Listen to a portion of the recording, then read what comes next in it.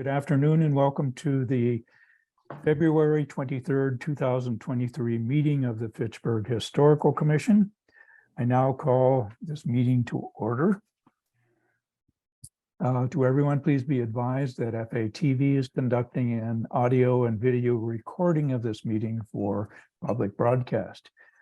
I ask that anyone else in the audience who is recording this meeting to please identify themselves for the record now by standing and stating their name and address. I don't think there's anybody else present. We do have a quorum, and I see that Ellen DiGeronimo, Andy Lepasti, and Don Ostrowski and myself, Keith Finot, are here, which makes a quorum for our 7-member board. And let's move forward with our agenda. First item on our agenda is a public comment period. We were going to have a guest today who was not able to make it because of the snow parking emergency, and I'd like to read a comment that Jacqueline Widje, Fitchburg resident, is making for our meeting today. So this is her comment is speaking on agenda item number 10, which is further down in our agenda, which is possible project to document and share Main Street building histories, historic districts, tax credit, and other restoration reuse incentives. Her comment for this item 10, as we get to it later. This documentation of historic buildings is exactly what we should be doing. Instead of putting blanket unfunded mandates on every building more than 50 years old to be demolished, or every stone wall of a certain age or provenance, you need to determine what actually is historic. I disagree, however, that tax incentives should be used because we're a poor city and we need our taxes for basics like roads. Instead, you should be pursuing grants from private institutions that will not cost taxpayers anything. I sent you a list of foundations offering these last year. And further comment is,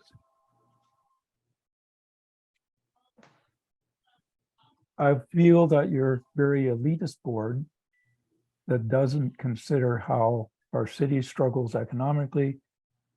Besides your proposed ordinance, you have talked about a community preservation tax on property transfers. Not sure if we have or not. And this is a horrible idea and is also very inequitable. Consider that in Boston, the median net worth of a white family is $247,500, while the median net worth of a Black family is just $8. The COVID-19 pandemic has widened the racial wealth gap even more. Our statistics here in Fitchburg would show a similar gap. We shouldn't be opposing a community that is a more minority population higher than the state average. I'm doing it on the computer. Because you're going to we can't. the building of generational wealth among people of color and reinforce this wealth gap.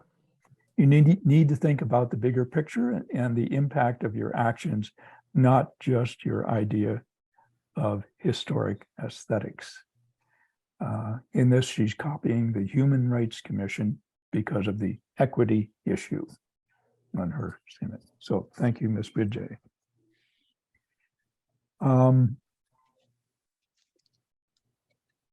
Perhaps a clarification on the historic tax credits that don't necessarily address all of her concerns. These are not what we were talking about in tax credits are not local real estate tax credits, or sometimes referred to as TIFs, but are federal and state tax incentives that have to meet stringent historic preservation requirements. These are obviously federally and state funded through other taxation, and perhaps don't meet it. We did receive your list of grant locations for privately held grant funding, and we're quite aware of these, and we certainly will do and offer these grant opportunities to people that request them and presenting forward too. So thank you for your comment. Number 2 on the agenda, review and approve minutes of the January 26, 2023 meeting. I understand that Don had some minor recommendations of 3 minor corrections. Yeah, I have that coding. Any other proposed amendments to the draft? No, minutes? no. Do I hear a motion to approve the amended I move that we approve the amended minutes? minutes of the January 26, 2023 meeting. A second? Seconded. All in favor? I Aye. Opposed? That's unanimous. Members present.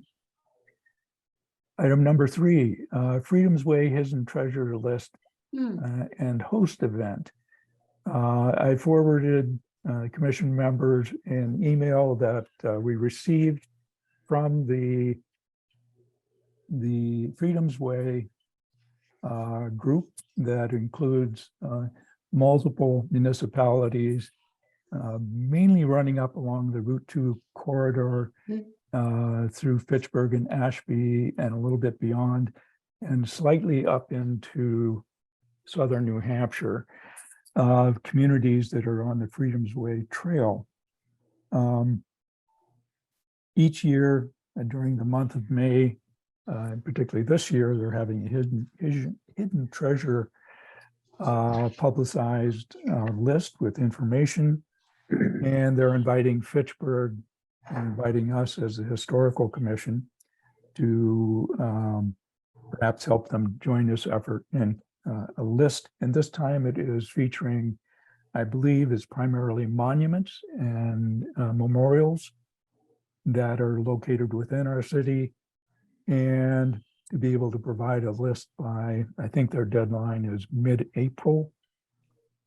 And also for one of those designated monuments or memorials, to provide sometime during the month of May, a scheduled event at that particular monument with a quick gathering and history of what is happening there, or what it commemorates.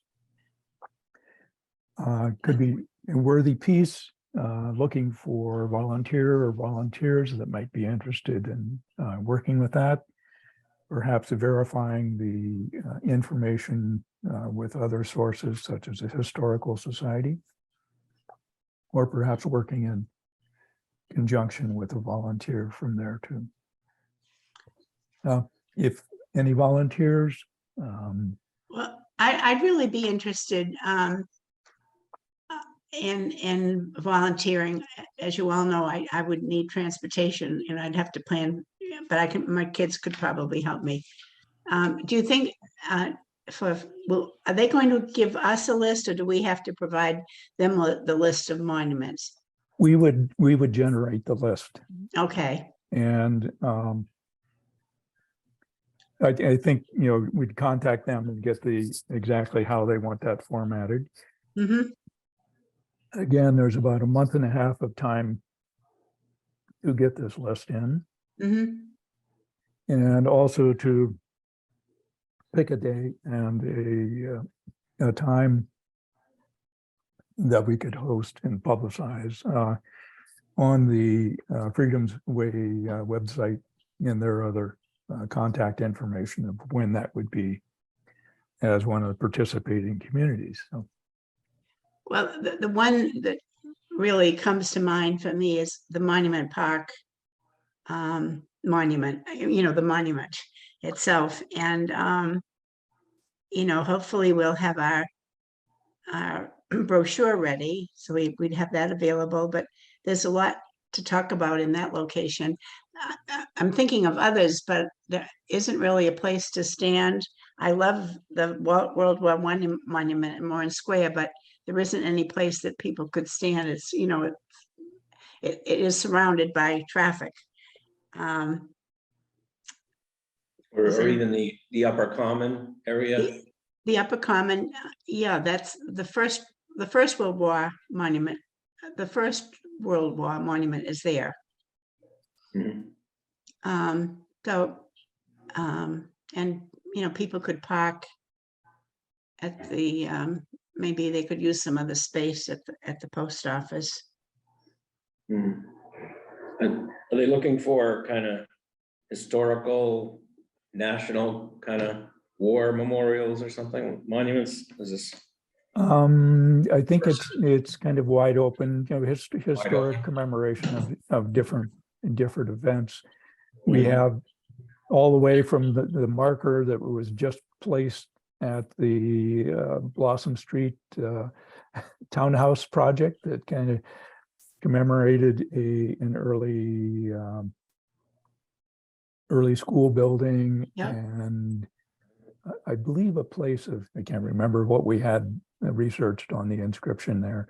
There's one up on Pearl Street of another monument there that's not often seen. We have in the list, we could include I'm sure there's a marker at the Abolitionist Park. Certainly all the Upper Common monuments, Mhm. plural. How about the fountain on the Upper Common? Is that something that could be included there? Oh, yes. It's not a memorial. But No. It is. Yeah, I think it was a gift of Crocker or Wallace.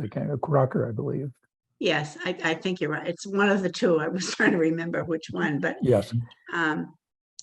No, the monuments at the Upper Common are the First World War Winged Victory, and then there's a fire department monument at the far end near the church.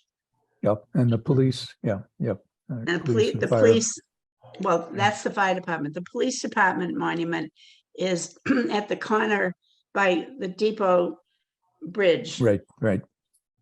There's also a marker in the ground where Calvin Coolidge did not give a speech. He didn't give a speech that day. Oh, in the Upper Common. In the Upper Common, yes. Yeah, I forgot about that, Don. It's kind of near the World War I monument, right? I think it's close by to it. Yeah. It's beautiful. Yeah, the Historical Society may have obviously and perhaps even DPW and Parks and Recreation may have some good information on the monuments and public spaces also. So this could be a fun teamwork thing with the various groups in the city, and creating an event and maybe a little publicity on our end also.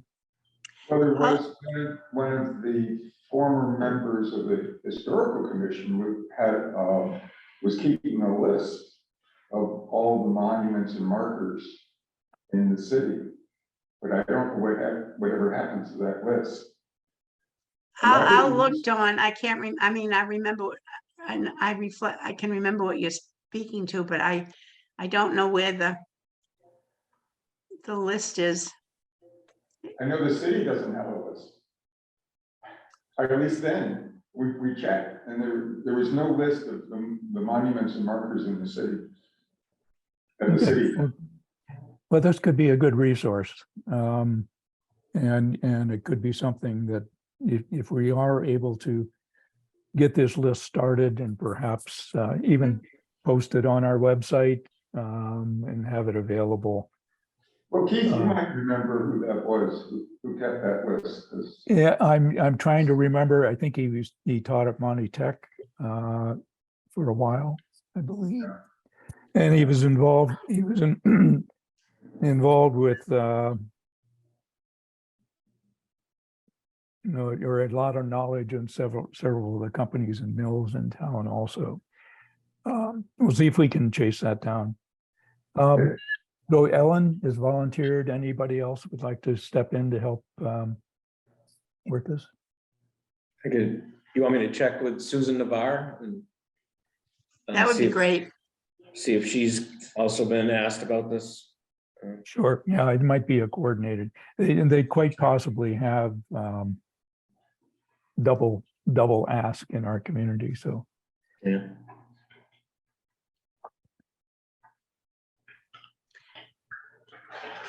all right.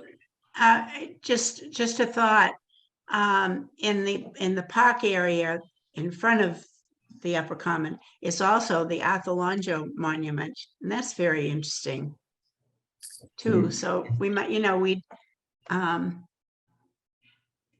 there are 2 or 3 things that we could point out to people.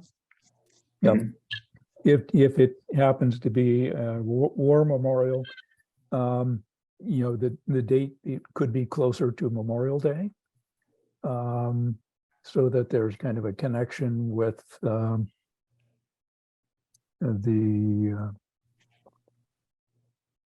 original Memorial Day Mhm. meaning of it, or any time during the month that kind of works for any of them, obviously. Okay. Okay, so this is the Freedom's Way Hidden Treasure piece.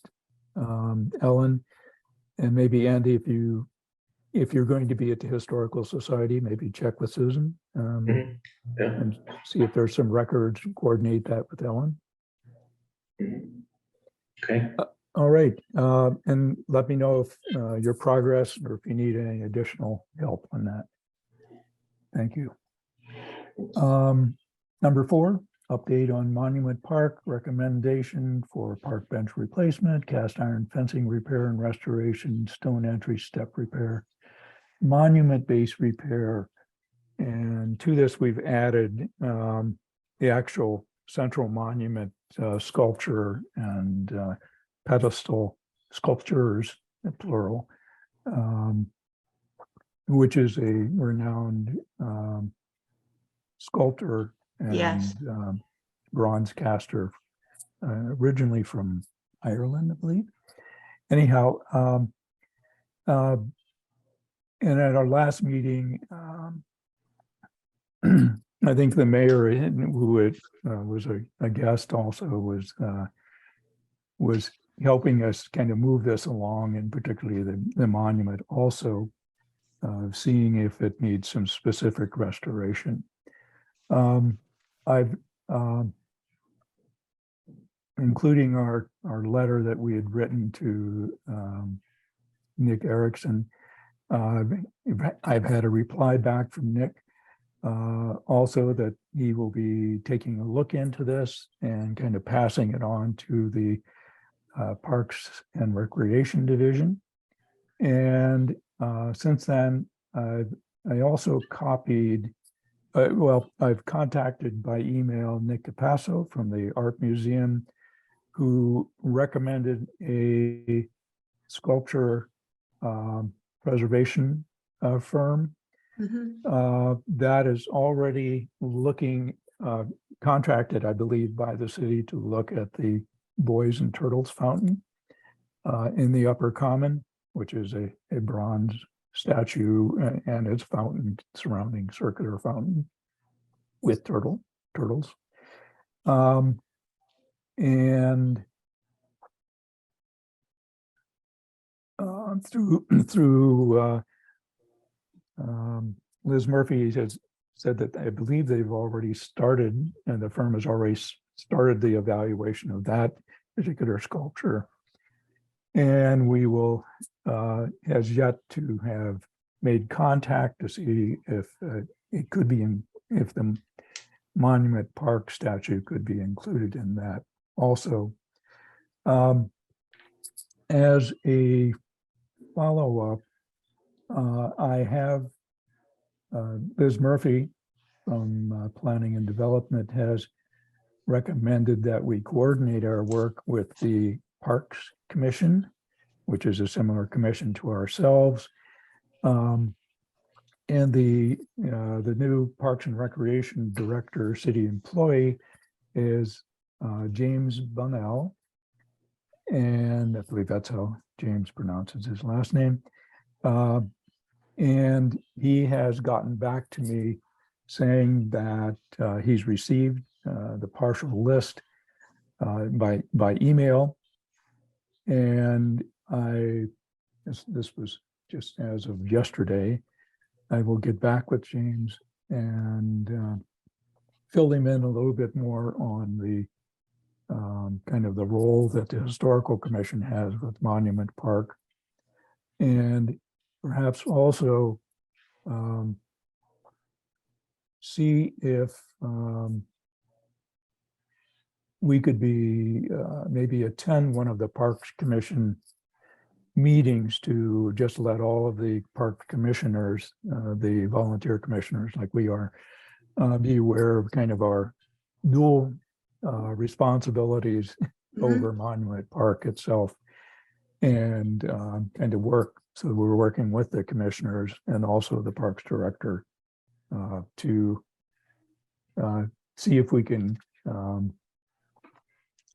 start some scheduling and budgeting for these projects in a coordinated fashion. That would be wonderful. James also mentioned that they are aware of the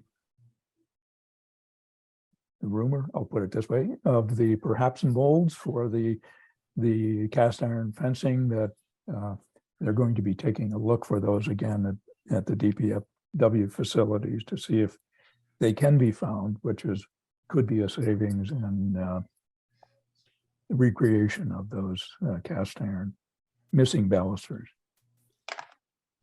Who is James again, Keith? What's his role? Director of Parks and Recreation. Director of Parks. Yes, he took the place of Nate LaRose, who was at one of our meetings last year sometime.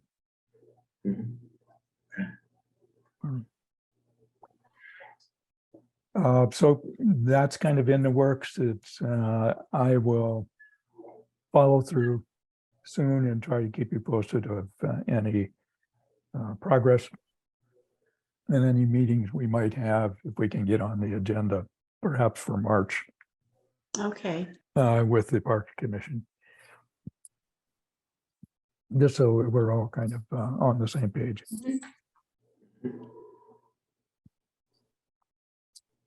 So some good movement on that, and we'll see. I think it's getting everybody aware of the various roles, and the parks has lots of parks they deal with, and hopefully we can get on their priority list of various functions and budgeting for these things. Okay, update on historic building demolition delay. Any update on that, or?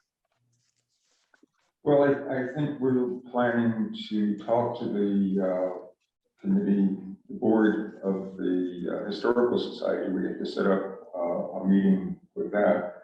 I've been looking at the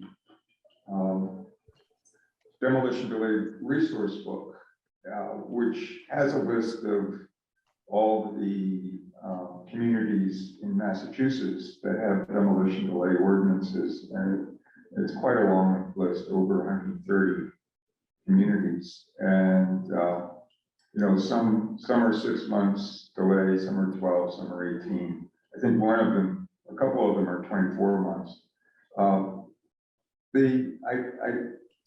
I get a sense that there is a real misunderstanding of what historic preservation is all about, especially for a community like Fitchburg. It's not just historical aesthetics. There's a reason. There are reasons why Fitchburg, as a city, is having difficult economic times, while other cities, not just Massachusetts, but New England, former mill towns, industrial centers, are doing quite well. And certain decisions were made in Fitchburg. Some of them, significant number of them, in terms of destroying historic resources, intentionally destroying historic resources. And the master plans that I've seen for economic recovery in Fitchburg say you have to use your historic resources. This is essential. And this is what the demolition delay ordinance hopes to contribute to. So yeah, I think it's easy to dismiss kind of, say, oh, you're just interested in historic aesthetics. No, as a resident of Fitchburg, I am absolutely essentially concerned with economic revival. And one of the significant ways to do that is through use of historic resources, as we're doing with the brochures and the markers for the historic districts and areas. And I think I need to put that into this resource book. Yeah, the demolition delay resource book, to explain, you know, this isn't just, oh, we want to keep some old buildings. There is a larger picture here that needs to be explained, because my sense is that in general, the people aren't getting it. I mean, the commission does, and the Historical Society does, but in general, you know, as we saw with the attempts to renovate City Hall, there was a lot of opposition to that. A lot of people just wanted to tear it down because that's their knee-jerk reaction. Oh, old building, tear it down. Old structure, tear it down. Well, you're losing something of the identity of the community, of the city, when you do that. And if you're going to tear something down, it needs to be given careful consideration. So I will include that in the demolition delay resource book. I just to follow up, Don, with what you're saying, I give a lot of thought to how do we educate people. You know, you know, there are people who just say, well, let's build new or let's do this and that. But my own personal experience in my working years, I've seen communities that have really built on their historic, the history of their community, and buildings, of course, tie in with that, and have been very successful. And you know, we need to think about how we can help people better understand what it is that we're passionate about. Yeah, I mean, there's so much evidence, so many examples of cities, not just in the US, but in Europe, that turned attention to their historic buildings, their historic resources, and now are thriving economically in great part because of that. So why is it that people think, oh, Fitchburg can't do that? Well, why not? I don't, this is a well-trod path by many other cities. Salem, for example, which Alan, you know about, well-trod path. We know it works. And then people saying, oh, well, no, we can't do that in Fitchburg. Well, why not? I don't understand. I think as the comments that we have gotten in the past when it's discussed, I think although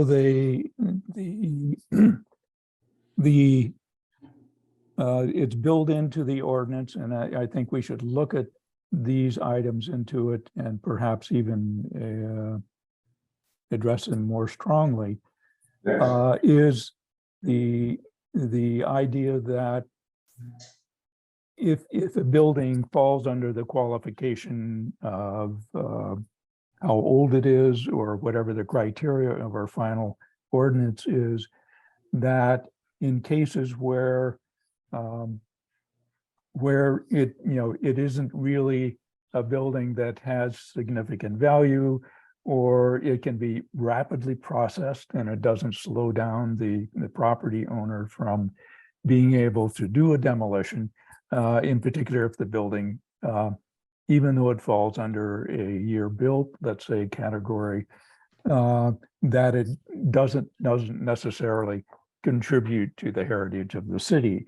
And there is a, and it doesn't contribute, and it wouldn't have any specific historic value by going through a demolition delay process, that there is a rapid process for exempting or eliminating that, the delay period. Again, it's a delay period and not a restriction to demolish. It's just a time period for evaluation. But there is a faster time period that many buildings would be eliminated, and how quickly that is I believe there's also provisions where there is public safety involved. Let's say there's a fire in a building that would fall under this age piece, and there needs to be, for public safety reasons, there needs to be demolition. There would be no delay in this, and this could be called by the building commissioner. Other fast review periods or buildings that wouldn't necessarily qualify, even though they would fall under a certain age bracket.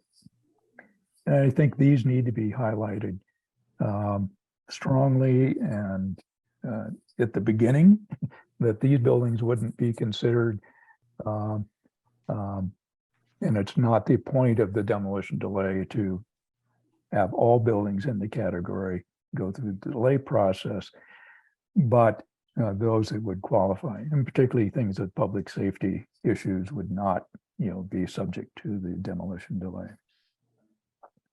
So the built-in pieces, I think, that are in our current draft need to be mentioned often, perhaps even at the beginning and at the end, or maybe could be explained also in your handbook that you're developing too. Okay, great. Thanks, Keith. Yeah, and then I'll just add, I think referencing the other cities and towns that have this kind of delay program would be good to document too, right? Which I think you do.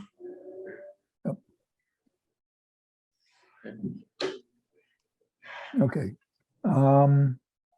We will continue Next on. step is to set up a historical meeting with the board of the Historical Society. Okay. I think we've already gotten feedback from various people in the city about this particular ordinance, haven't we, Keith? Do we want to send it out to other council members, other city officials? I think with a good cover letter, that would be perhaps appropriate. Okay. Do you want to come up with a list of who you would like to, or people, maybe, talking with your own counselor of your own wards,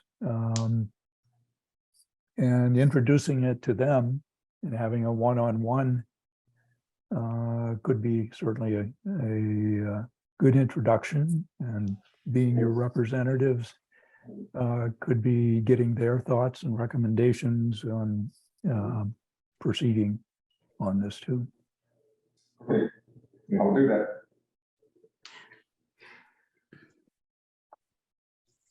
And others on the commission that would like to speak with your counselor or at-large counselors also, and get feedback from some individuals, and before it becomes in kind of a widespread presentation to governance. Dawn, do we have the latest version? Or do you want to make some changes and then send, email it to us? I'll send you the latest version. Beg pardon? I will send all members of the commission the latest version. Okay, thank you. Thank you. Okay. Number 6, update on appreciation and preservation of historic stone walls and structures. I believe, before our previous meeting, I think you had made a presentation with the Historical Society Board to get some feedback. Very, very similar type of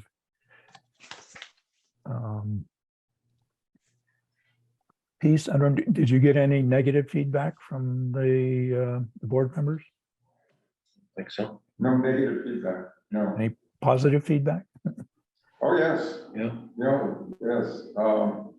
And again, it's the idea that stone walls tend to be invisible to people Right. until one points out that they are there. And one of the things you, Keith, have been mentioning is the many of them are made of granite from Rollstone Quarry. Right. And that is of huge historical significance for Fitchburg. And we should do our best to identify, insofar as we can, those particular stone walls. But Well, yeah, go ahead, Ellen. yeah, I have been fascinated with the wall behind B.F. Brown that, supports High Street. I Yeah. mean, that wall is absolutely gorgeous. And then, although I've never been able to really look at it, I just ride by it, but the wall that is from the corner of Kimball and it isn't Rollstone Street comes down and meets Kimball By the Street. German church. Beg pardon? By the German church, Rollstone Street goes in. That's the bottom of that street, and then you've got Kimball Street coming, and then there's, you have Kimball Street going down to meet the intersection of Laurel and Cross Street and the Putnam Street. And then along on the right-hand side, if you're coming from Kimball Street, the wall is unbelievable. Yeah. And I've often wondered if it's a lot of quarry stones. But We should find out. We should find out. Yeah, I think I know Pete Capadaglia has a lot of knowledge of the quarry. Yeah. And the Historical Society does also, but I think that, and if I'm looking on Facebook, I'm on the Fitchburg Historical Society site, and if you live in Fitchburg, they just featured another big stone wall, retaining wall with some old photographs. It was in the Cleghorn area. Many of the hillsides there, that was just a dry laid granite wall, and they probably for sure came from our quarry just up the hill there, but it must be 15, 20 feet high, holding houses and stuff up above the particular roadway, like High Street And Mechanic Street also, Yes. as you're driving north on Mechanic Street, to the right side, the downhill side, there are some supersized stone retaining walls there also, block granite, very close to. Here's a, I don't know maybe if I can stop sharing here or not. This I isn't going. can't quite see it. Isn't going. Yeah, it's too small. But But it's there was- some great images of very high, wonderfully dressed but random sized granite retaining walls, very similar to the one on Kimball Street, just below the Laurel Hill Cemetery. Mhm. And which is huge. The High Street, Mechanic Street, and others. And these were all done with in place derricks and animal power, Oh, pulling sure. blocks and tackle, and a lot of manpower putting it in, and very tight, well fitted stones that the masons involved with the dry laid walls or super crafts people. They were Fitchburg residents, and more than likely came from our own quarry, just brought down the hill. And I think Peter also has records of the quarry shipping by train our stonework to other vicinities and other communities and things that one of the major quarries in, I would say major quarries in Massachusetts that build our region. So Mhm. anyhow, that's always been a Well, it's fascinating. Also, so I don't want to forget this. I've had calls from friends who have left Fitchburg many years ago, but now are in Florida and places where it's nice and warm. And I've had a couple of friends calling in the last couple of weeks. They're tuned into the wonderful photographs that the Historical Society has on Facebook. And they're so excited, they'll call and say, Ellen, where's this? And then they describe it, but they think it's wonderful. Mhm. And it's great now. Facebook and other media types of things are kind of spreading the word. Of course, you have to be interested in the history to kind of sign on to them. So most of our population isn't getting that. So understanding how we can present this, and perhaps with and as examples of both our 1800 post-colonial era land division stone walls and farmlands, et cetera, and even obviously before that as property lines and field lines, and our locally quarried, let's say not manufactured stone, but dressed stone, and the skilled quarrymen, the skilled masons that were able to build these walls that have stood for 100 years or more. Many of there are railroad crossings are stone arched, or at least dry stone abutments that have a steel bridge over them. I know in River Street and other areas, off of Sawyer Passway is, and behind Market Basket is a 3-arched stone bridge, or a pair of them actually, that carry the railroad lines coming into the railroad station. And off of River Street, there's a 3-arch bridge that, as it's going out toward the Crocker Mill area, it's hard to see through the vegetation, but it's a wonderfully strong, huge, big bridge right next to the railroad bridge and the Fitchburg Paper Company's new modern office structure there, just within a stone's throw of there. So it,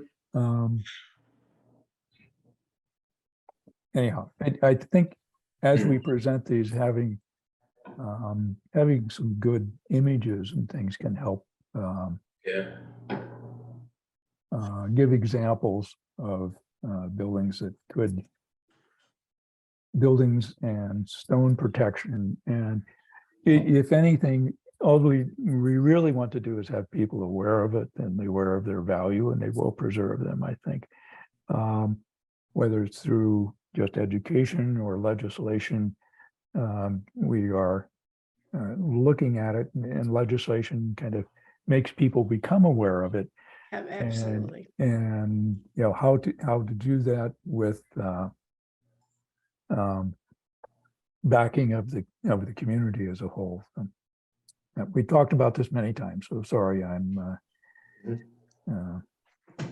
joining you and how do we do this? And, Thank you, Keith. Again, speaking, when you're speaking to your local representatives on the council, discussing both of these and being armed with some examples and perhaps things that are in your own neighborhoods, and obviously within public view of kind of everybody as we enjoy our city. So. It's I know you mentioned the Historical Society Facebook page, which is getting lots of photos, but that's lots of building photos, historic buildings. That's kind of promoting our demolition delay purpose in effect, and as well as these granite wall photos are up there now. So we're starting to get the topics promoted. It's right wonderful. Thank you. Site. Yeah. We should be commenting on those buildings and stuff. Yeah. And And getting in the word, we want to keep these, we want to preserve them. yeah. And if we can get some city council people as excited about it as we are, Right. That's just another way of we're not aware of it until we start thinking about them and we start realizing, wait a minute, this is unique, this is different. This is a rare piece of history of our own community. So. Mhm. All right. Update on historic districts information brochure, map information guide, signage, web posting, and Fitchburg State faculty-led student project coordination. We met not too many weeks ago, early February, with Morgan St. Pierre, who is graciously working to get this finished up for us. Good progress. We've sent some additional edits on that she's working on now. I have some for the proposed signage that would depict the districts on our city streets as you're entering one district or another up Main Street area. I'm got behind, but I have a little bit of edits for the small bit of text that's going to be 20 words or less on these signs, along with the map of the district that would be hopefully put up on our Main Street area for these entering districts from different streets. And I hope to have that to Morgan for her kind of finalizing of the 6 different district signs that we're talking about. Mhm. So I'm a little bit behind in that. I haven't, but I'll pass those on with copies to the Don and Ellen, and I guess we should be copying everybody on the commission by now. I think we're getting pretty close to the end. Mhm. And I would like to, I'm thinking planning and community development department is going to be involved soon on this. I'd like to maybe share our draft with them so we can get kind of some last minute comments or edits from. Oh, that would be wonderful. Because we're kind of working in a vacuum and they're working with signage and things also. And I think coordinating sooner with them than later would be a good idea. So I will contact Liz and see if she has somebody on her department there that might want to take a look at it. And go get some early feedback on this also. So that's some good progress, and we're hoping for some more by the end of this month. Wallace Building entry stone reuse. I believe in the last minutes, I was kind of quoted as saying that maybe the RW stone would go to the rail trail. And I think I misspoke then, or I was thinking too far ahead of what I was talking about. I think the RW stone, we had already talked about perhaps the library maybe being able to incorporate Yes. that in their outside park area or whatever, if there is room. Mm, But perhaps many of the other stones might be able to be used as incorporated with the park design or resting areas and things, and being able a way of perhaps displaying these without them being walked off with at various spots along the rail trail might be maybe appropriate. Thinking out loud, I'm thinking perhaps I should mention this to the landscape architects that are obviously doing the planning for these areas and helping to coordinate historic signs along the way.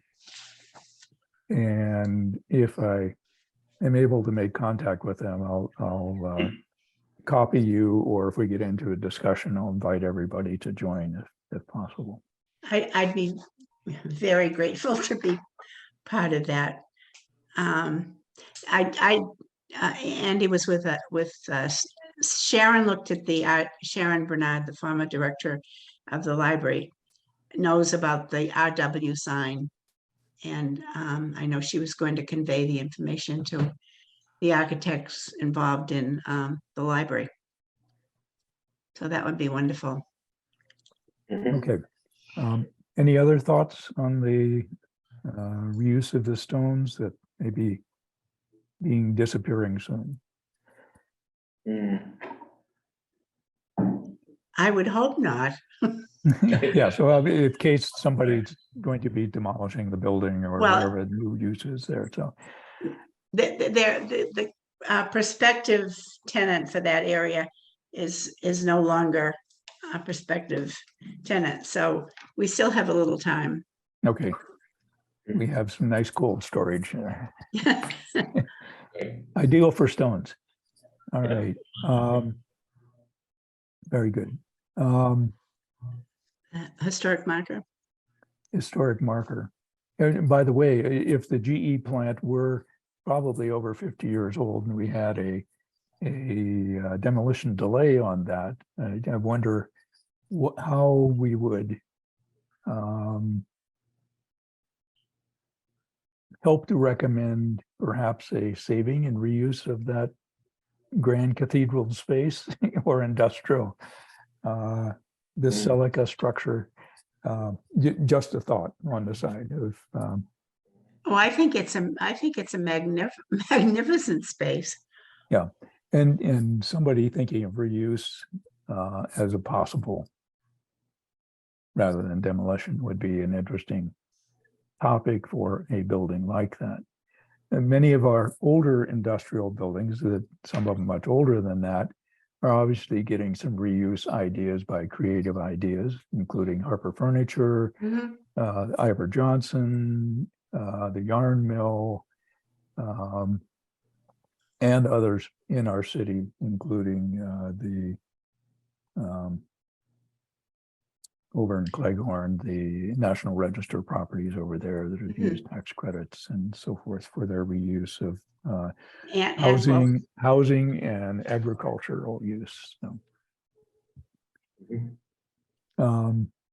which is a big thing, agricultural use in our cities buildings. So, historic marker. I have an update on this. Okay, I have tried again to contact the New Jersey sign painters, and I've called them also and left messages and still not heard back. I have since gone ahead and contacted Wass Arthur, kind of our next in line. They have agreed to provide the markers. I have gone ahead with your blessing as number 2 to sign them up as the new marker sign painter, marker painter for us.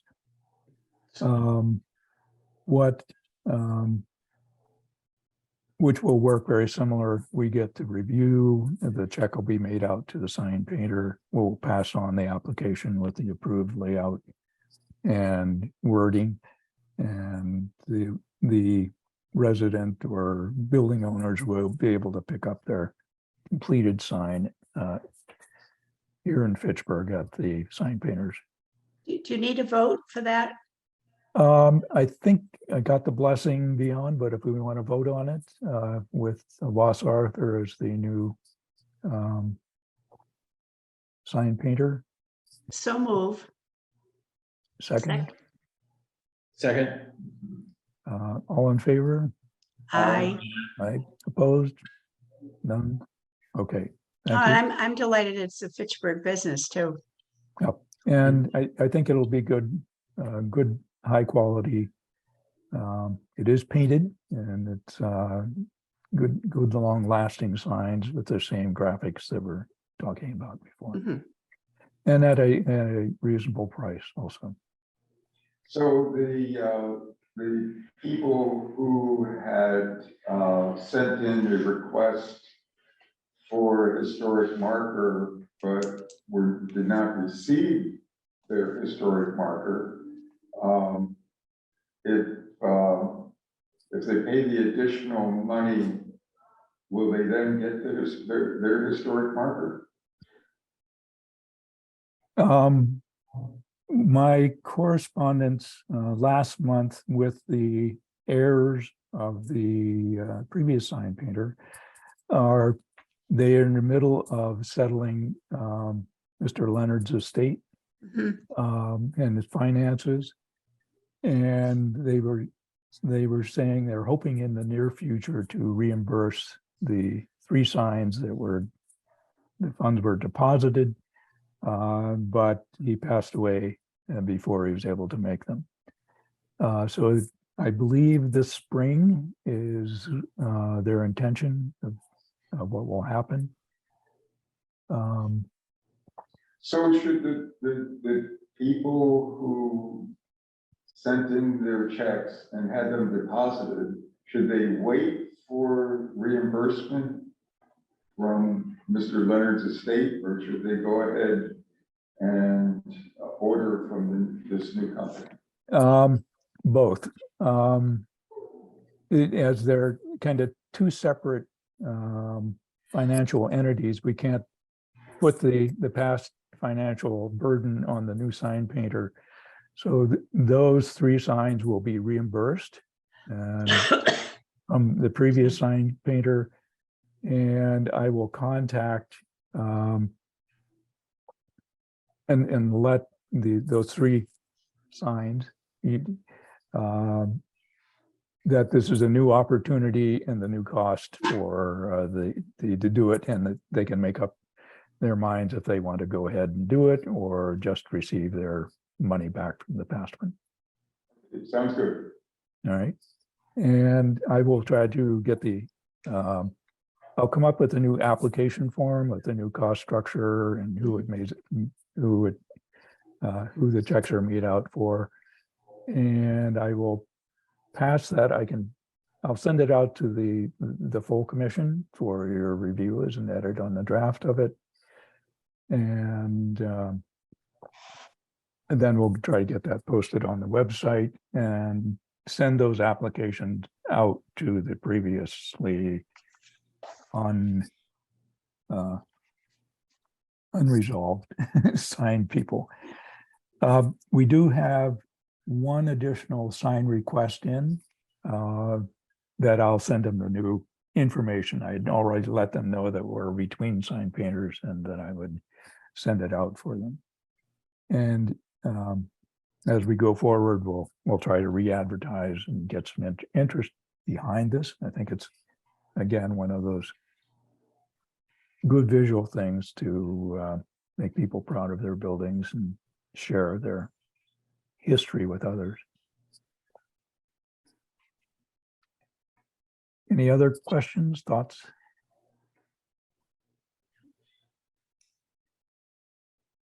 Okay, number 10, possible project to document and share Main Street buildings, histories, historic districts, tax credit, and other restoration reuse incentives.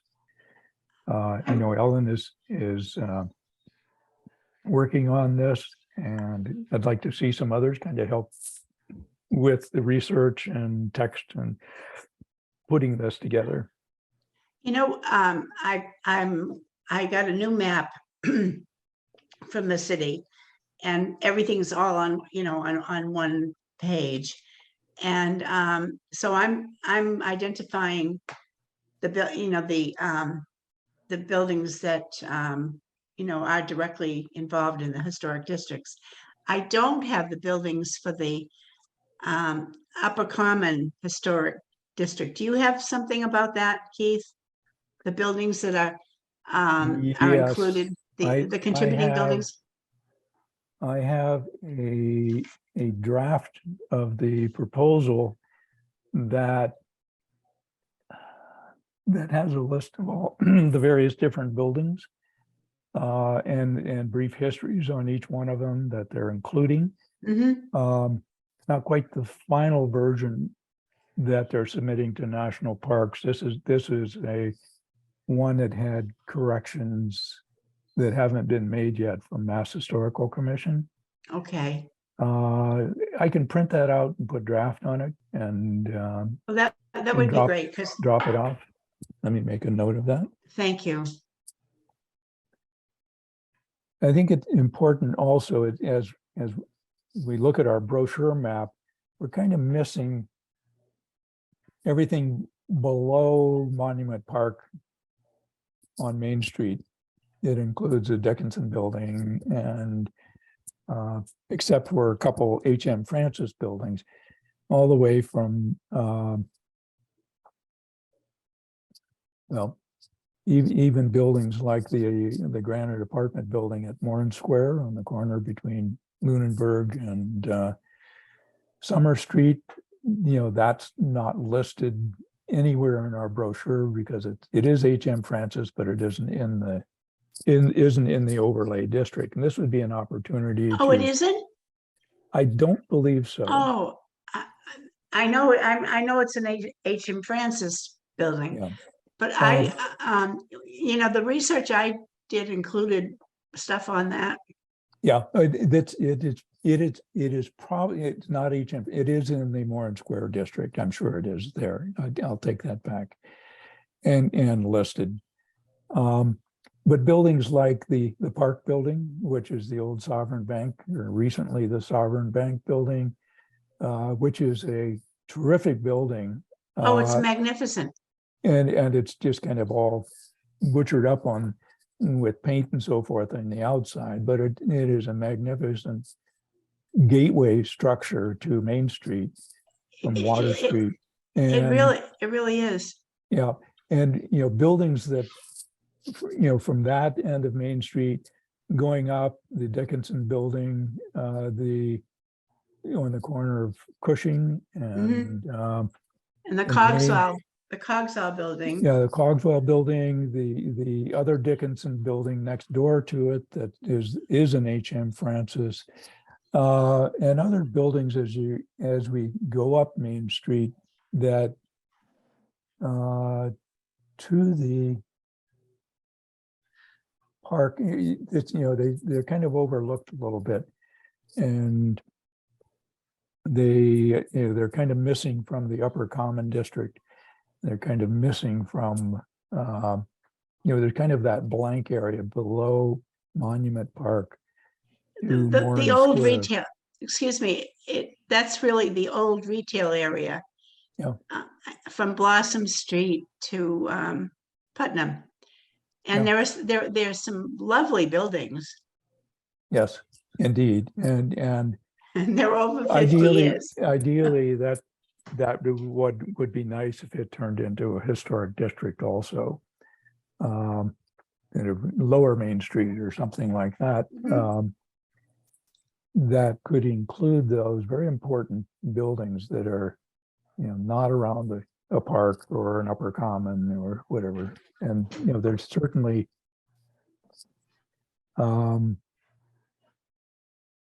have a lot of historic visual value to them and historic history behind them that this project you're starting is going to be able to highlight these. So anyway, I will get the upper common draft to you Thank you. in paper version. And I'll try to send it digitally also, so you can Okay. grab stuff out of it and reuse it if necessary. I want to ask about the Dickinson building, because I saw we had an email about it, them doing restoration on it. Is that right? Or What I forwarded to you was a copy from Community Development, a letter that they sent back to Mass Historical, noting that the work being done was primarily for access and handicap access or universal access to various doorways. And this is what I believe the city was involved with some funding in it. And Historical Commission, because the buildings were of a certain age, and surveyed in the historic survey Macris list that Mass Historical had a purview of a write-off on it. So I sent it to all the members also. I believe it was primarily like where Strong Coffee is, or that lower Boulder Drive entrance. Yes. Was not handicap accessible. And they were making it accessible into the doorway and then making it accessible into the storefront, which is now Strong Style Coffee or Strong Style Cafe or whatever it's called. And also some other use of the lower level. Going up Mill Street. Not on Mill Street, but actually under the old nightclub area, that bottom Yes. level of making that into accessible commercial space also. And there's some, I noticed a drive past Cushing Street that there was the sidewall was falling down, and they had some temporary braces on the wall there. The city's making that discontinuing the street, actually going up the steep grade there, and creating it a pedestrian way for the restaurant areas and things there. And I saw there's some big diagonal bracing holding up the 3 stories of brick that were leaning toward Cushing Street off. Yes. Well, somebody said, I haven't seen it because I haven't had an opportunity to get out, but someone said that it may have been caused by all the work that was done on the street below Cushing, just below Cushing. There was a lot of construction work there. And there's a concern that might have caused the shaking up of the Dickinson building. Yeah, could be. It looked like the wall structure was moving away from the floor structure.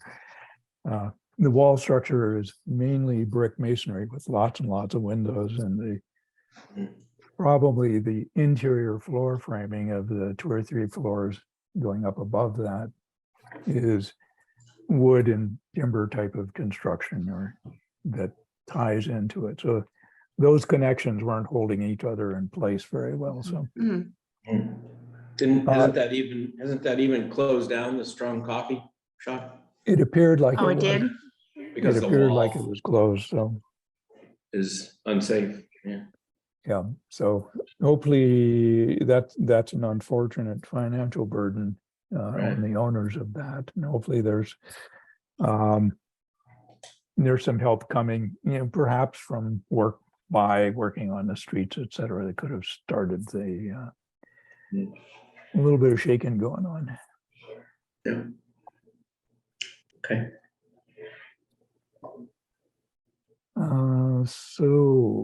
So Main Street, any other volunteers to help do some research?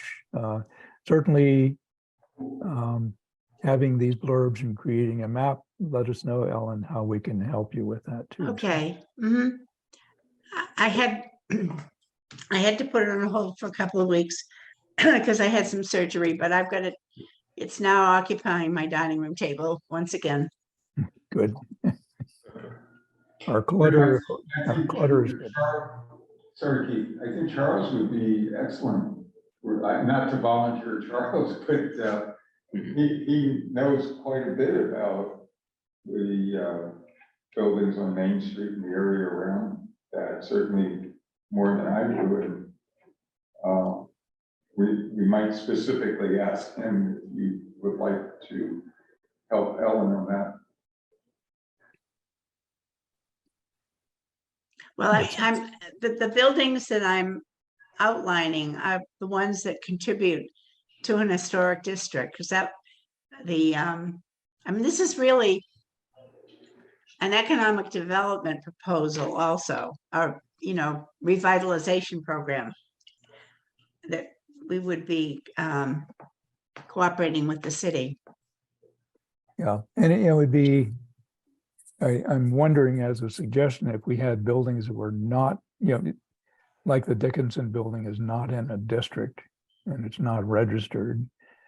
But knowing the owners, I think the owners obviously know, but other property owners along Main Street might not have access to or know where to find the brief history of their buildings and kind of their inherent heritage and value to the city, and being able to take it upon themselves or to help spearhead being created into a district like this area that's not in any district right now, would be important for those buildings that are. Well, clearly, what was originally the Worcester North building, which is right there in the center of Depot Square. I can't tell you how sad it makes me to think that no one has been interested in doing anything with that building. I worked there for several years, and the inside was, really very well designed, and there was quality, material that was used for the interior. And there was, I think we only had one elevator. I think it was from the main floor. I don't think it went to the basement, but I could be wrong about that. But it was and it was a building filled with light. That was the other nice thing about it. Yeah, it's not that deep from, and it has a wonderful southeast facing facade that's open to sunlight, kind of the back of the building, but it's also the views across the wonderful valley there of the river and the railroad and Laurel Hill just across. And talk about views, it is, and thinking ahead, I think Ellen remembers this perhaps, but when I was teaching, I had an architecture class look at the building as kind of an introduction to reuse of buildings and preservation, and it's something close in their own backyard. And there's certainly lots of opportunities for multi-use, like other buildings, like the Harper Furniture, for mixed use of commercial and residential. Obviously with a train station, hop, skip, and a jump away. And I believe the same owners own the big parking lot, just across Boulder Drive between the Well, railroad. it used to be owned by the bank. The parking lot was owned by the bank.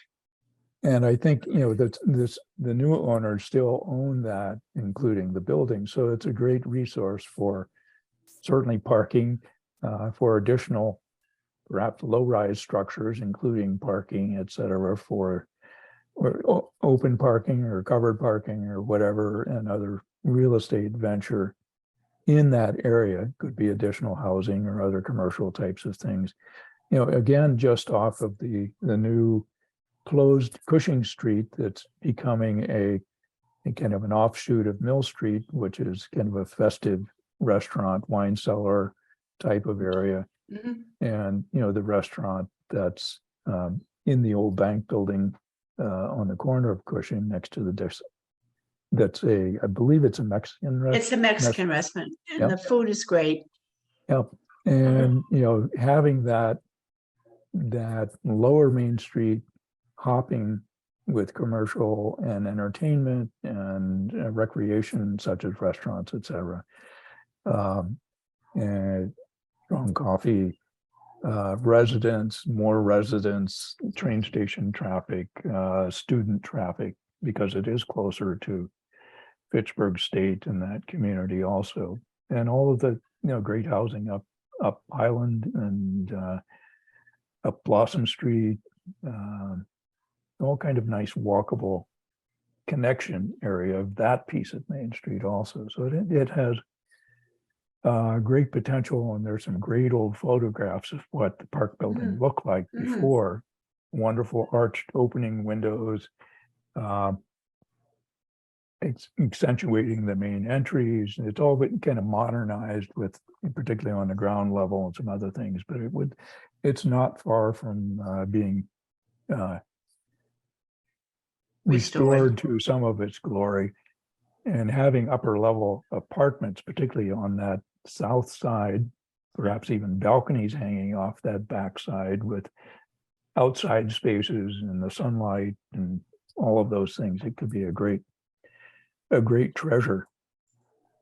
And it could be. One of the interesting things is, opposite the Dickinson Building is Riverfront Park. And it's very difficult to find for people who don't know where it is.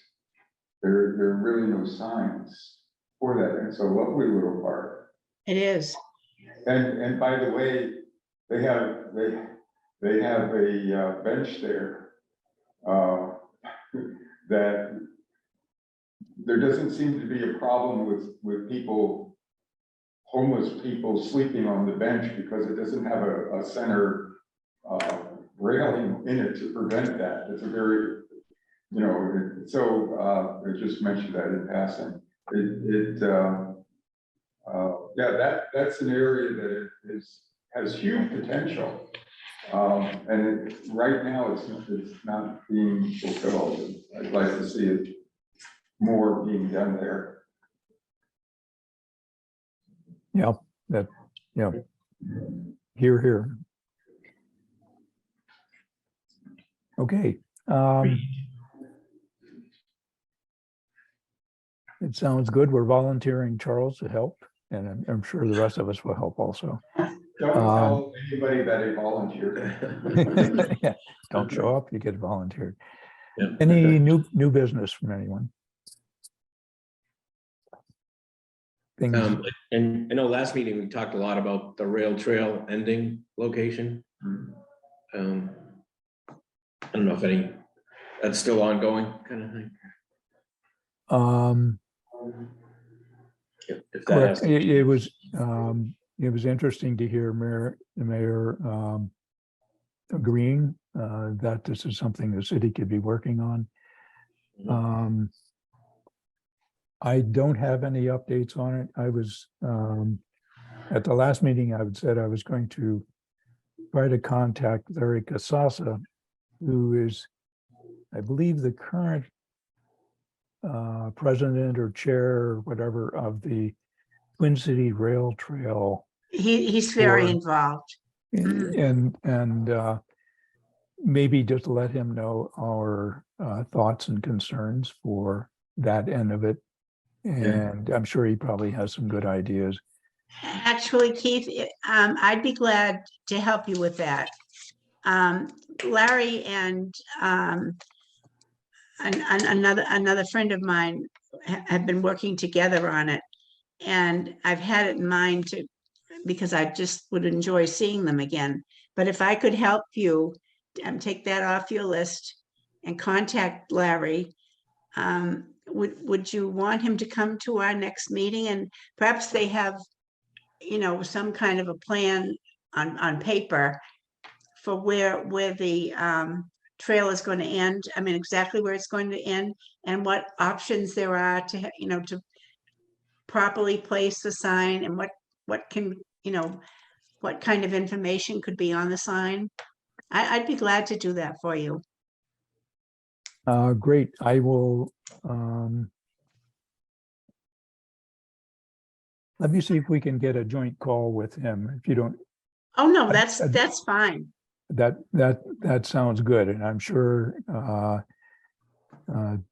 that would help reinforce it because Larry probably much better than I do. So Well, the other fellow is Benny Donato, and he and Larry have been actually the two of them I can remember, and it was years and years ago when they started talking about this. wow. Yeah, So they've put a lot of work into this. yes, they have. Mhm. Yeah. And I believe that the Leominster end is going to be turning out quite nice beside their old kind of one-story train station. And I think Fitchburg would, do well to kind of upgrade theirs and perhaps see what we can get moving politically to perhaps gain some more property down there. So at our end, or gain it. Okay. All right. Retrieve it. All right. I'll commit to you that I will call Larry tonight and tell him that we'd like to talk with him. Great. And if Benny's available also. Yeah. Okay. I'll get in touch with you in the morning. I've written it down so I won't forget. Great. Thank you, Ellen. That's great. You're welcome. Hey, this may not be, well, it probably is, but in terms of new business, Andy knows I have a new enthusiasm. It's beavers. What? Beavers. I'm a beaver believer. Oh. I just read a book called Beaverland by Rhea Phillip. And what grabs me as a member of the Historical Commission is how extensive beavers have been in North America. Some estimates run as high as 400 million beavers in North America before the coming of European settlers. And they transformed every one of the rivers and streams. Now, I know the Historical Commission's focus has been on Fitchburg because of its industrial history, which is certainly remarkable, and that we need to be continuing that. But there is also, as part of the history of this area, is one thing, what was it like before, or what was it like even in the early days when Fitchburg was starting out and becoming that industrial powerhouse? What was the interaction with the beavers? And you're gonna say, well, Don, what are you talking about? Well, this is part of the history. This is part of the history of Fitchburg that if the latest research on the extensiveness of the beaver transformation of the landscape, if that's accurate, then there were lots of beavers around here. Because there's so many streams, the Nashua River, all of that became transformed when European settlers came into this area. And as part of the history, and I'm also thinking in terms of economic revival, it would be very interesting to find out where there were the beaver dams, where there were the beaver lodges, what streams were they on. I've been looking around, and I'm pretty well convinced myself that in front of Applewild School was a beaver meadow, because it has all of the characteristics of what was a beaver meadow. Now, I'm just pointing this out now because you're going to be probably hearing me talk more about beavers in the coming meetings. So just a forewarning. Okay. It's interesting, but yeah. Well, some of our early residents, famous beavers I knew. No, sorry about that.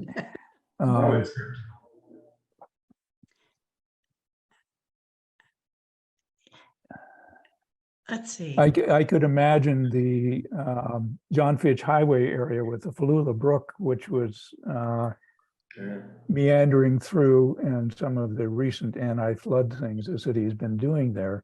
Mhm. But all of those tributaries that end up into the Nashua were certainly highly affected by the natural wildlife and critters that were dependent on the water and the resources of it. I know right across from my house, we enjoy a wonderful pond that since our 50 years of living here, the water level is twice as deep as when we first got here. And it's mainly because of the stopping of beaver trapping and beaver control legislation that's happened. And they have a wonderful habitat, and we're on waterfront property now, almost across the street, enjoying the fruits of their damned life. I'm just thinking about growing up here. There were lots of ponds. They've all been filled in, but I can think of 2 or 3 that I would see going to school or going to Girl Scouts or whatever. And I've never wondered about before I saw them and what happened there. And I know that many of them got filled in before. Yeah, I mean, it's a good possibility they were beaver ponds. Yes, I hadn't thought of that. It's just like Dawn, you're responsible for my new interest in stone walls. And now that I'm only a passenger in the car, I get to look a little bit better, more carefully. Mhm. Well, I've given you the heads up, so don't be surprised. Right. Okay.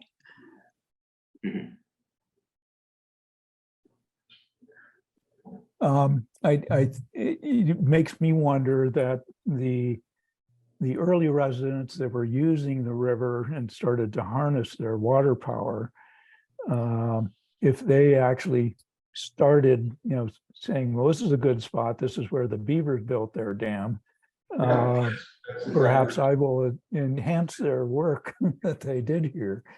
And there's evidence that while they were building their dam, they would use the pond that the beavers created to start working on their start their mill working. Oh, So it's all, quite fascinating. Even all the Crocker Mill ponds, like as you go into West Fitchburg. you're kind of Yes, going up- yep. You're going up elevation there. That's very you true. know. Yeah, this, I don't know if you can see on the video. This is downtown 1857 map. This is Main Street, this is Mill Street, and Mhm. Boulder Drive kind of goes up through here. But there was obviously a large dam right here, which was very close to Strong Style Coffee. And, the park building would be, actually the park building would be over here in the future. Yes. So the dam and the old granite mill building that we see in a lot of the pictures might be this structure right in here that was probably almost right in the middle of Boulder Drive as it is today. That was a handsome building. Yes, I don't remember it, but it was Yeah. torn down not too long ago. So this was a dam. There was another dam up here off of Putnam, I believe. Uh, Mhm. And these are different raceways or where the water from the dam would be running through this is Factory Square up in this Mhm. area. This is where Crocker Field is now. mhm. So this is Circle Street. This is Rollstone, I believe. Yes. So this was the dam right at Rollstone Street, ran through the high water would run the mill wheels and stuff in here and supplied this factory and perhaps other factories down the line from I think raceway. Dijon's used to be in that area that you just brought our attention to. Yeah. So these might have been old beaver dams or the like. Yeah, that's the thinking is that the early mill owners built their dams right where the beavers had their dams. So there's this transformation Yep. of the use of the waterways, and one of the issues is that flooding. Nashua River has flooded. And we talked about that recently, the floodplain. And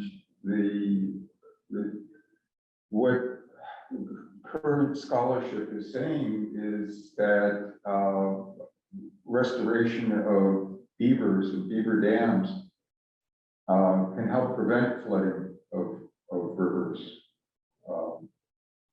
Because the notion was that rivers should be free flowing, kind of like Main Street was with the traffic. Yep. Let get all the water through, and the beavers built dams and kind of the river began to meander, rivers began to meander, but it also helped prevent the flooding as a result. So they're looking at restoring, like New Haven, I think New Haven, Connecticut, restoring beaver dams upriver to prevent flooding in New Haven, or is it Hartford? I forget, one of the Connecticut cities. I think some towns are even looking at removing old dams that, that have started to leak. That might be in danger of Human dams. releasing, human dams, right? Yeah. Well, there was a dam along the Nashua near on Bemis, where Bemis Road is, an airport road, right in there. Yeah. Well, the dam broke just above the Bemis Road area. And that caused a lot of problems. It cut, it really cut that part of the city off because the bridge just went. When the dam went, it caused the bridge to go too. Yeah, there's The a dam broke. large, there's a large dam here. This is Twin City Rail Trail. This is Water Street. this is the liquor store and the Salvation Army Chapel over here. This is a big dam that you don't see it much because it's a ways off of Water Street, ways off the rail trail also. Uh-huh. That could have been one. There's been there's the Taggart Dam up in West Fitchburg. Westminster Street, Ashburnham, or Westminster Street, Ashburnham Street, I think. That's going to be taken down. I think we were a while ago were asked to comment on it or something, and I don't think we did anything on it. Kind of lack of knowledge, but it is. I'm trying to let me get it the right spot here. This is Park Hill. Is that Route 12? This is Route 12 going Yeah. up to So, Ashburnham. This is Route 31 going down toward Route 2 in Princeton. right. And there's these factories all along here up off of Sanborn Street. And this is the British American club down here. Mm-hmm. So going up Sanborn Street, it ties into Westminster Hill Road. Right. And there's kind of the remains of an old, and this is the McTaggart's. kind of a dried up Taggart, I think it's called It was McTaggart's. McTaggart. And this I believe is perhaps the dam and the dam control structure here. Mm-hmm. And these are the, where's the mills?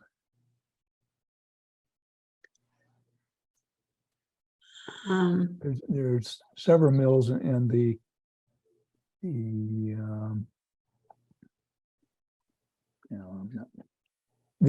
stream actually runs down here that joins the Nashua River Right. down off of Route 31. So there's a series of mills that were using that water. There was actually a large, about a 3 or 4 foot diameter pipe that runs down from the mill, from the dam actually, that actually fed some of the mills that were lower down here. Mm-hmm. With a good strong head of water, either for water power or for processing off of the stream. So there is this kind of mill community up off of Sanborn Street here. But this dam is in the process of being decommissioned. Oh, I believe for environmental purposes, just to let the stream run through. And it's interesting, Don, your argument of, well, that's not the way it was in nature when we had beavers doing it, that there were dams all over the place. Then it was kind of a natural thing to have our waterways having dams on them. So is it environmentally prudent to remove these man-made dams that were kind of replacing perhaps nature's dams? And on the listserv, the Mass Historical listserv, today and yesterday, there were several topics about one community was wondering about, preserving a dam that the environmental part of the government wants to take the dam out. Perhaps it's going to fail soon, and there's a lot of dams in this category, similar to the McTaggart Dam and probably other dams we have in our city. Many of Well, those, One of the differences of the beaver dams is that they, not only would they create ponds, but they would create wetlands. And wetlands would act as a buffer against flooding. Whereas if you take dams out and try to create free-flowing rivers, that exacerbates the potential problem of flooding. So, I mean, this is the argument that has been proposed not only in Leo Phillips' book, but if you check online, there are a number of documentaries about beaver dams, and they're not to say that there aren't also problems with beaver dams, because as you pointed out, Keith, they create large ponds or even lakes that intrude on human habitation. But there is a solution to that, and the solution, there's a company in Massachusetts is noted called Beaver Solutions, and they have pond leveling mechanisms to keep the ponds at a certain level so that they don't intrude. Oh, yeah, there it is. Yeah. Yeah.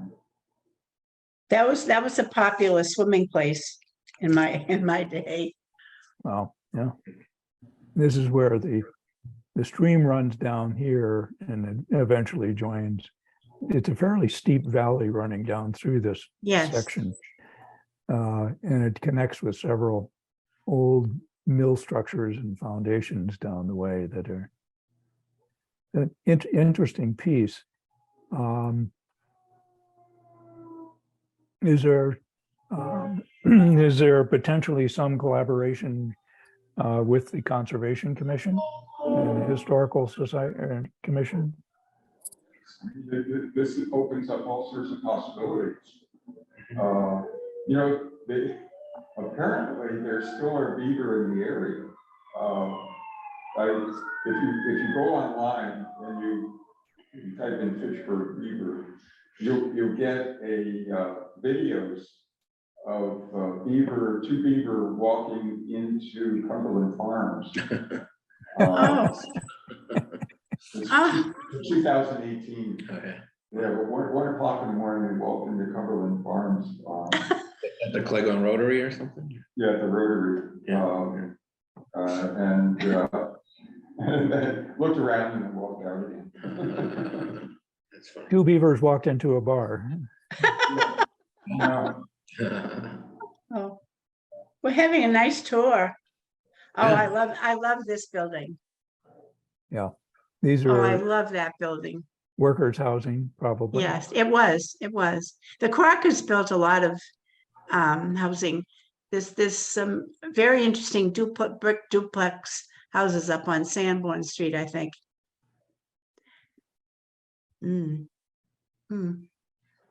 But I do love that particular building. Yeah. I wanted to ask one more question before we go. Keith, you mentioned the South Fitchburg Railroad Station. Is that a building that still exists today, do you know? It does.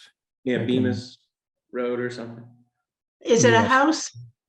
It is it's a house now. It's a house now.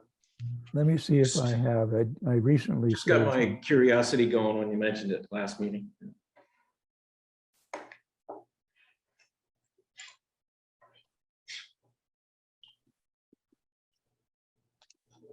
This is the Water Street is just on the right here on this side. This is the railroad.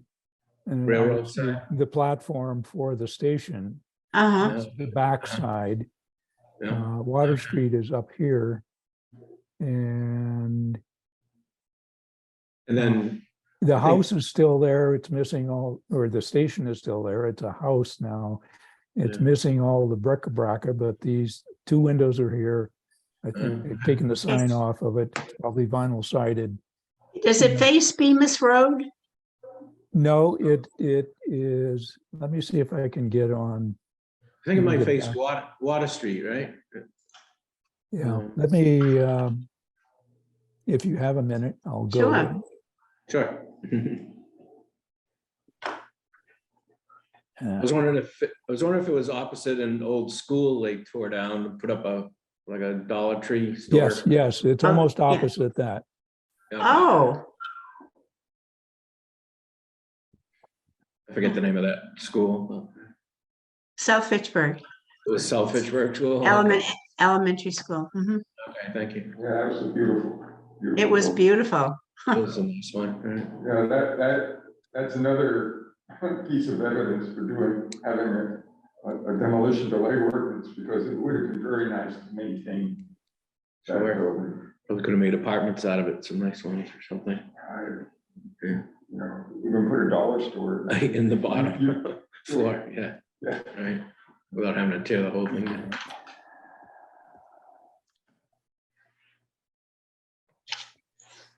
Uh,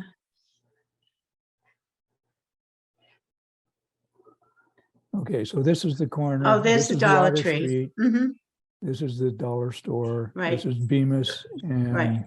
Winoosoc Road. Winoosoc Road. So Okay, when you get down here, just There's up the this way. railroad. 'cause I know you mentioned even putting a sign there on the rail trail, right? Or Yes, as a historic marker. and whether, you know, it is. Hope I haven't gone past it. Yep, this is it. This yellow building right here. Okay. Mhm. So The yellow, oh, okay. and the rail trail is just right down here. Mhm. So is it, And this is is that, an older photo, but is that Water Street? Right here? yes, this is Water Street. Across the street, you know, the dollar store is up. You can see the parking Right there. lot of the This dollar. used to Yeah. be the Pelletier's house on the right-hand side. It was gorgeous. So Yeah, it would it's be a beautiful historic house. right there. Oh, I haven't looked at. That's not a house that I've really looked at, but I'm going to get one of my kids to take me by. So, you know, it's not a, the sign would be on the rail trail. Here are the two windows that you could see from the other photograph here. You know, all of the gingerbread has been removed and the hoods over the windows and obviously the siding. You know, the structure is intact. It has a new addition off the back and a new addition off the side. It still has Perhaps an interesting roof line to it. I don't know if that was the original roof line. Yep, that's pretty much the original roof line. Now, Yeah. was it facing Water Street or was it facing towards Bemis Road? I mean, was the entrance on the Water Street side? Yes. Oh, okay. I mean, you could probably get into the station here, walk through, get your ticket, and the actual platform might have been on the lower level. Right, right. Okay. Then you have to look at the picture again. Yeah. Um, Would you mind sending the picture of the station to us? Oh, golly, that's lovely. Yeah, it's a good picture of it. Mm, Yeah, so this is the, you know, Water Street was just here down, you know, obviously it's a little bit lower than this level. So this is the first floor. This is the second floor that, you know, maybe the station master lived in. These are these opposing gable ends, and it probably had the same on the Water Street. and this sign. is what we could see here, right? With This- on the left-hand side. This is from the railroad side. Oh, okay. So this is the backyard of the house we could see from the yellow house that we could see. Okay. It now has an addition off of this side, and I think, you know, it has whether it had that porch in the front or not, that's closed in now. But it would be just interesting for someone to say, oh my God, there's Yeah. the shell of the station in this, it's a privately owned house now, obviously. But it was originally the train station. And Now- it could be awareness for people passing by of saying, wow, it looks so much better than, maybe I won't put vinyl siding on my house after all. Well, I can read on the right hand, down on the right hand corner, collection of Matthew D. COSG. Oh, Yeah, I bet Matthew D. Cosgrove. it would be Cosgrove. Matthew D. Cosgrove. I bet there might be I wonder if there's something at the museum, I at the Historical Society. Right. Matthew D. Cosgrove. yeah, there's kind of a watermark on it that says Nashua City Station. Oh, I don't yes, I think can that's see that. quite- I don't know if that's quite right, but I will send a copy to everybody. Oh, that's really wonderful. Yes, yep. Yeah, thanks for bringing that up.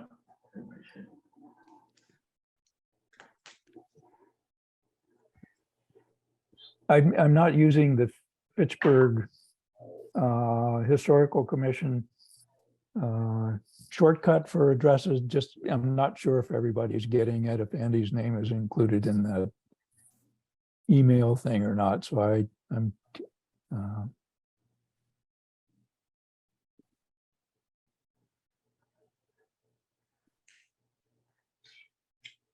Everybody's on the list now. okay. Andy is Sam, Charles, Donald, Megan, myself. Mhm. Well, now they're not there. Oh, I think they got shrunk down where it says 4 more. yeah. I think. I'll just do it now if you don't mind, and Okay. if I can find it again.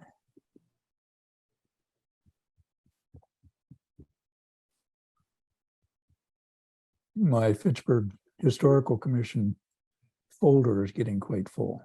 Yeah. Wow. Yeah.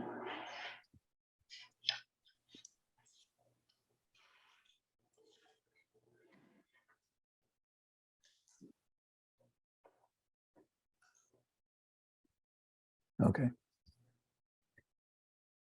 And it could be an opportunity, if this is one of the, it could be a signage. We could also have, this could represent the history of South Fitchburg Mhm. also. Sure. You have a QR code that would connect into the town farm or city farm. The poor farm. The poor farm. Yep. The city jail. Mhm. Other things along Water Street along here that could have some historic and old images like this, that for somebody walking or using the biking the trail, Mhm. it's just here's a sign with a QR code on it or whatever. They could download it onto their phone and have access to this additional information. And, maybe there's a link to our website or to the Historical Society or something that, it just becomes a way of connecting people to the heritage of the city if they want to. And,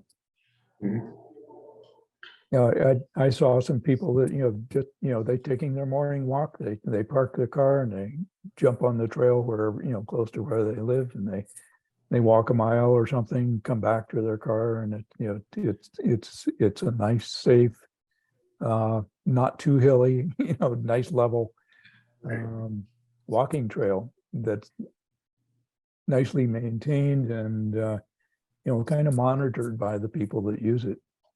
Mhm. So, I I can't believe they even built a bridge over Route 2. Yeah, uh, that's For that amazing. rail trail. That really, said, we really want to It's- build this.